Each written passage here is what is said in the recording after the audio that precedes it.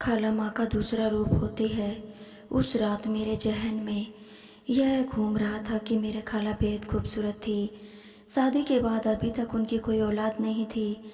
शौहर मुल्क के बाहर होता था, वह अकेले ही घर में रहती थी। जो भी उन्हें देखता यही कहता कि वह अभी तक कंवारी है। उन्होंने इस कदर अपने आप को फिट रखा हुआ था, शायद वह कोई एक्सरसाइज करती होगी या फिर कोई मेडिसिन इस्तेमाल करती होगी, क्योंकि इस उम्र में इतनी जवान होना नाकाबिले यकीन था। मेरी खाला मुझसे बहुत प्यार करती थी। कई दफ़ा उनके घर जाना होता तो वह मेरे साथ सोती, कहती कि तू मेरा बेटा है। ला अक्सर अम्मा से कहती तुम अपने बेटे को घर रहने के लिए भेज दे, यहीं पर अच्छी नौकरी भी कर लेगा। मेरी हला अम्मा की सगी बहन नहीं थी। बार बार इसरार पर अम्मा ने मेरी खाला की बात मान ली और मुझे शहर उनके घर रहने के लिए भेज दिया।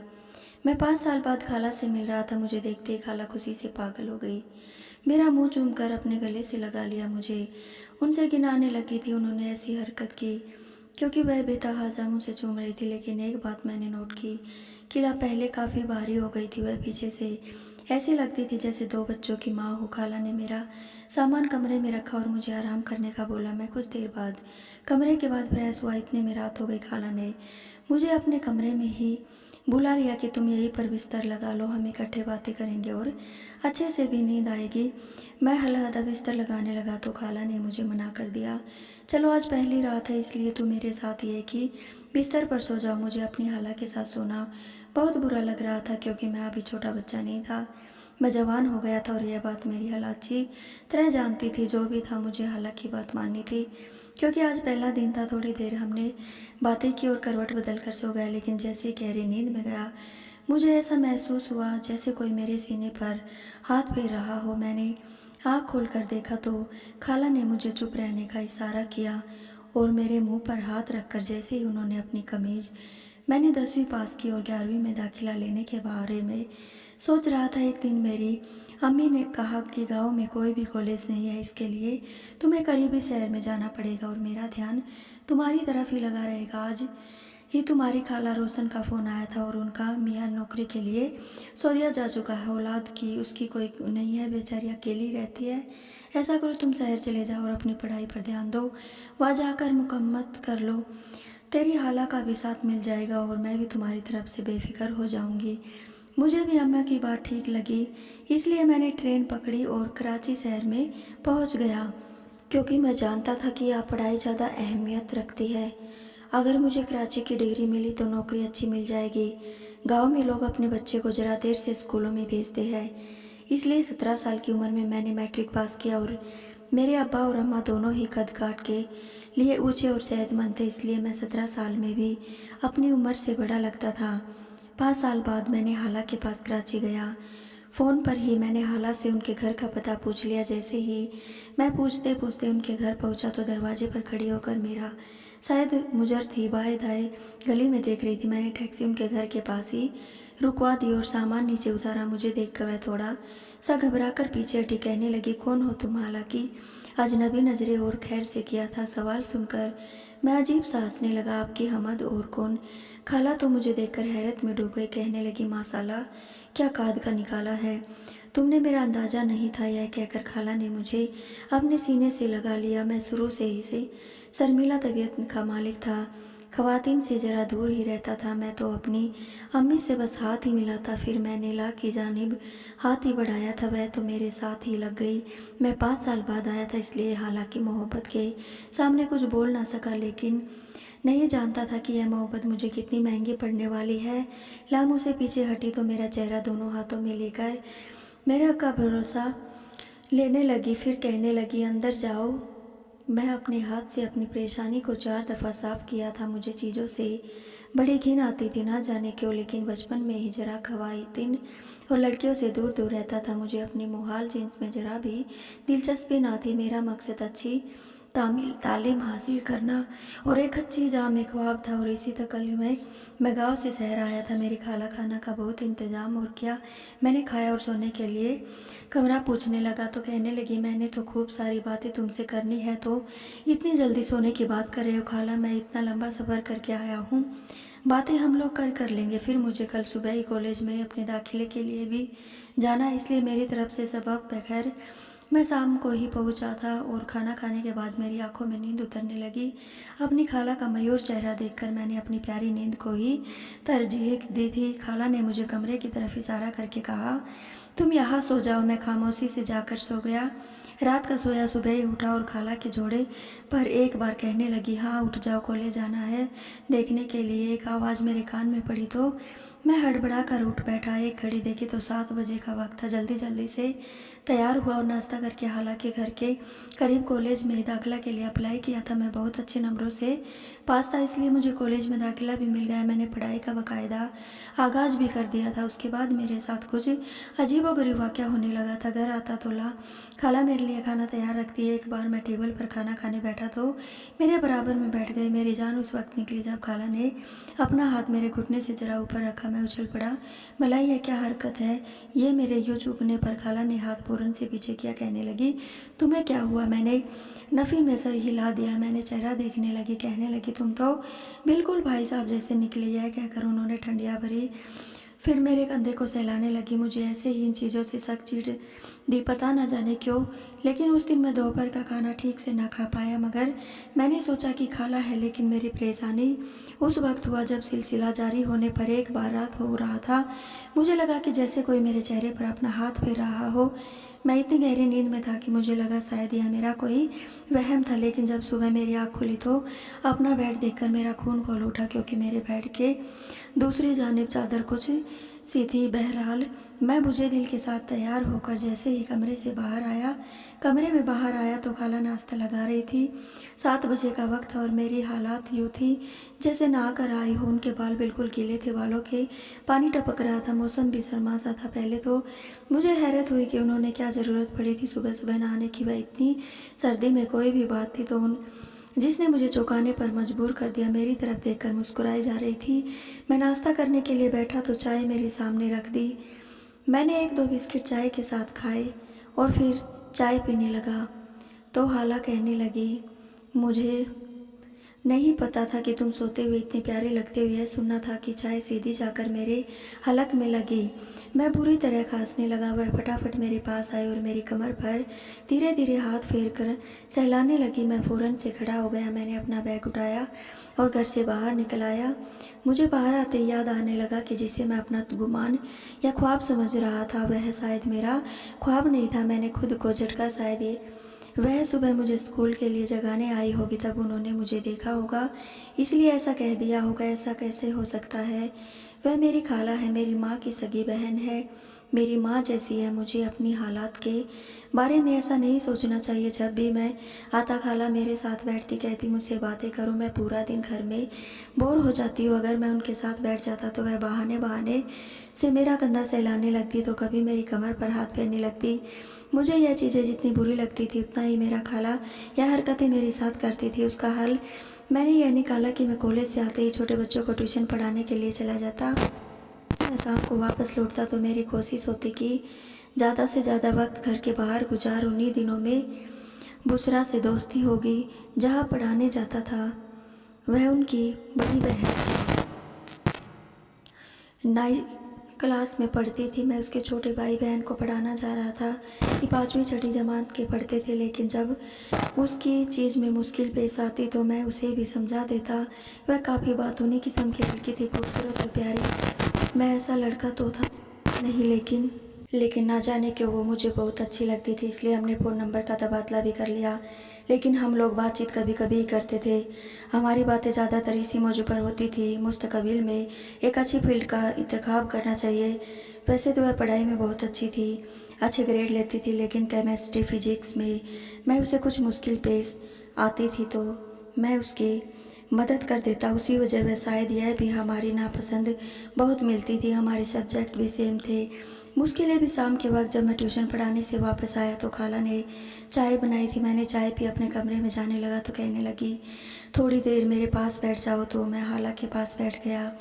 लेकिन उस वक्त मुबसरा की कॉल आ गई। मैंने जब मोबाइल पर मुबसरा का नाम देखा मैं उठकर बाहर सहन में चला गया। अभी मुझे फिजिक्स के किसी चैप्टर के सवाल के बारे में पूछ रही थी, उसे बताने लगा। उसके बाद कुछ देर इधर उधर की बातें करने के बाद मैंने फ़ोन बंद कर दिया।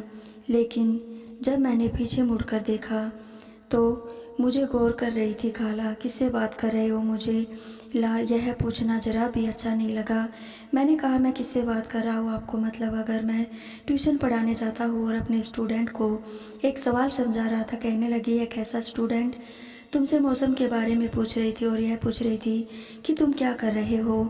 खाला का तज करना ज़रा अच्छा नहीं लगा। मैंने कहा, क्या हो गया आपको? इसमें गुस्सा करने वाली क्या बात है?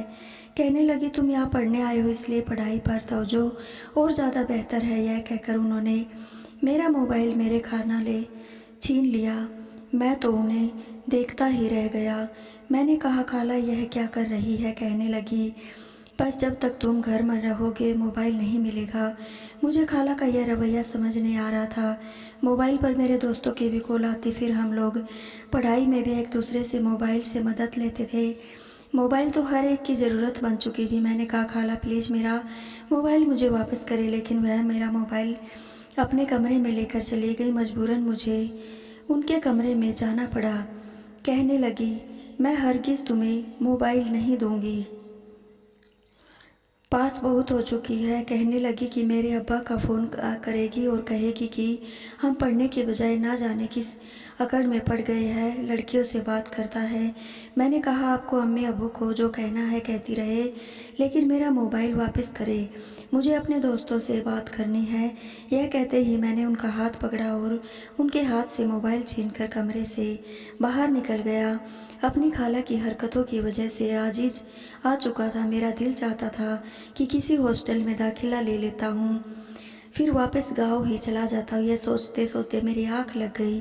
आँखों में इतनी गहरी नींद थी कि मैंने आज भी नहीं देखा कि कौन मेरे रात भर मेरे चेहरे और गर्दन पर हाथ फेरता था। सुबह जब मेरी आँख खुली, मैंने यूनिफॉर्म पहना था। जैसे ही मैं कमरे से बाहर निकला तो मेरी खाला बड़े अच्छे मूड में थी। फिर आज उसके बाल गीले देखकर मुझे अजीब सा महसूस होने लगा। मुझे यह कहने लगा कि ना जाने रात को मेरे साथ क्या करती, क्योंकि मैंने टी शर्ट के ऊपर बटन भी खुले हुए थे। मेरा दिल तब से ही बेचैन था। खाला आज भी मुस्कुरा गई थी, लेकिन मेरा दिल डट गया था। नाश्ता बिना घर से जाने लगा, लेकिन तो कहने लगी, अहमद नाश्ता करो, ठीक है, तुम्हें कुछ नहीं कहती। रात को गुस्से में थी, दोबारा मोबाइल नहीं छीनेगी, लेकिन मैंने सोचा तो मैं खुद अपनी गलती का एहसास हो गया। जानती हूँ कि आजकल बच्चों की पढ़ाई मोबाइल के बगैर पूरी नहीं होती। बस मुझे गुस्सा इस बात पर था कि तुम सारा वक्त बाहर गुजारते हो, मेरे पास बैठ के बात नहीं करते। मैंने कहा, खाला अब खालों से बात कर लिया करें। मेरा यह कहना था कि खाला की रंगत उड़ गई, उसके चेहरे पर नारवारी सी छा गई और यह देखकर मुझे रत भी हुई कि वह हालों के नाम पर ऐसा असर क्यों दे रही थी। कहने लगी, उनके पास मेरे लिए वक्त ही कब होता है। यह कहकर अपने कमरे में चली गई। उस दिन मेरी माँ का भी फ़ोन आया। कहने लगी, तुम्हें खाला के पास बैठकर बातें करनी चाहिए। वह फ़ोन करके रो रही थी, कह रही थी कि हम पूरा दिन घर से बाहर रहते हैं। अब मैं अम्मी से क्या कहता कि खाला की हरकत बड़ी ही अजीब है। मैं उन्हें अपनी माँ जैसा समझता हूँ, लेकिन मैं क्या करता। अम्मी से यह मुझे तो उनके बारे में शक होने लगा। मैं जानता था कि मेरी वालिदा शायद मुझसे ही झूठ समझती, लेकिन मेरा दिमाग चकरा रहा था।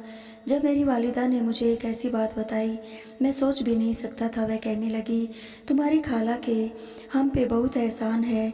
वह मेरी सगी बहन नहीं है, लेकिन फिर भी जब उनके लाद अच्छे थे और अब्बा की नौकरी नहीं थी, उसने हमारी बड़ी मदद की थी। यह सुनना था कि मेरा मोबाइल करते करते कहा कि इस बात से अब क्या मतलब, अम्मी खाला आपकी बहन नहीं है। वह कहने लगी, नहीं, तुम्हारी खाला मेरे चाचा की, लेकिन चाचा जान बचपन में इंतकाल हो गए। रोशन आरा छोटी थी इसलिए हमारे साथ हमारे घर पर ही रही। है सुनकर मेरा दिमाग माफ होने लगा। बयानी मैं अपने मुंह बोली, खाला के साथ यह कह रहा था कि रात को न जाने वह मेरे साथ क्या करती थी। वह मेरी शक हालत ना थी, मेरी माँ की सगी बहन। अब तो मुझे उसके किरदार पर शक होने लगा था।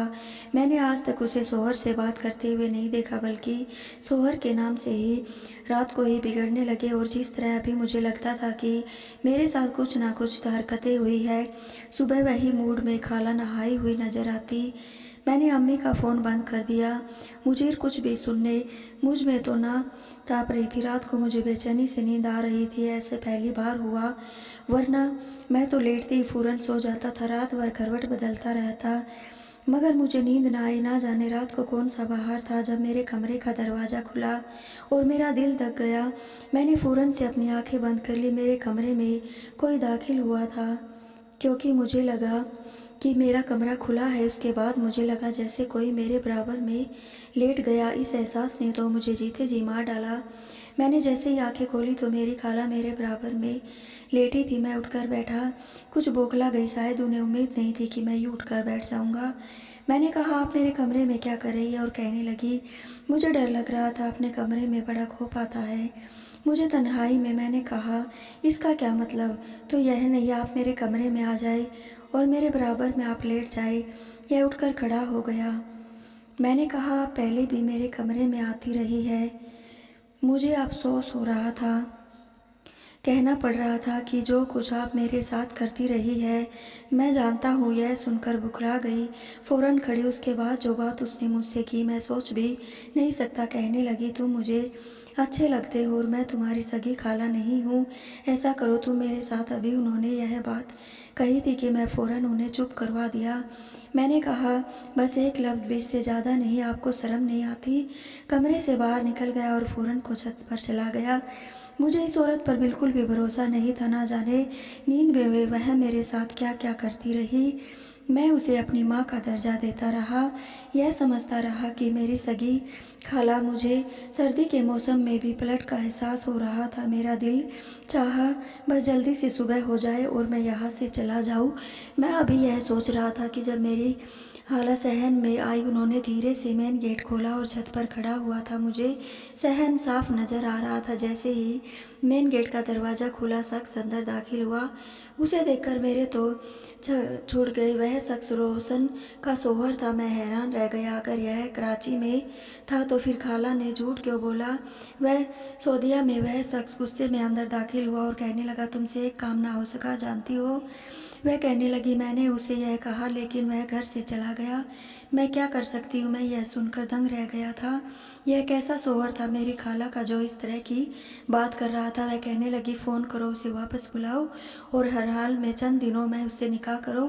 उस पर बर्दगा का झूठा इल्ज़ाम लगाओ। जो कुछ भी करो, मैं भी वापस लाओ। यह कहकर शख्स खाला के कमरा में चला गया और मेरी खाला मेरे कमरे में चली गई। जिस घर में मैं रहता था बस वहाँ 2 ही कमरे थे। कुछ देर तो वह सब सोच सोच के परेशान होता रहा, यह सब क्या माजरा है? लोग सरसोदिया नहीं था, फिर उन्होंने झूठ क्यों बोला? और उनका शौहर किस किस्म का मर्द था जो खुद अपनी बीवी की शादी मुझसे करवाना चाहता था? मैंने छत पर नज़र चढ़ाई। एक छोटा सा स्टोर रूम छत पर बना हुआ था। मैंने उसका दरवाज़ा खोला और वहाँ रखी टूटी चारपाई पर लेट गया। जैसे तैसे मुझे रात को गुजारनी थी, ना जाने कब कैसे, लेकिन मुझे नींद आने लगी और मैं नींद की वादियों में खो गया। सुबह की रोशनी और चिड़ियों की आवाज़, मेरी आँख खुली और मैं यही सोच रहा था कि खाला और उसके शौहर के उठने से पहले कार से निकल जाऊंगा। जैसे मैं सीढ़ियाँ उतरा उसी वक्त खाला के कमरे का दरवाज़ा खोला। शौहर मुझे देख चुका। इससे पहले कि मैं मेन गेट की तरफ जाता उसने मुझे पकड़ लिया। कहने लगा, तुम ऐसे नहीं जा सकते। मैंने कहा, यह किस किस्म के इंसान है? आप होश में हैं? आप यह क्या कर रहे हैं? मेरी एक बात कान खोलकर सुन ले, मैं किसी कीमत पर खाला से शादी नहीं करूँगा। तो दोस्तों, आपको ये कहानी कैसी लगी कमेंट बॉक्स में ज़रूर बताइएगा।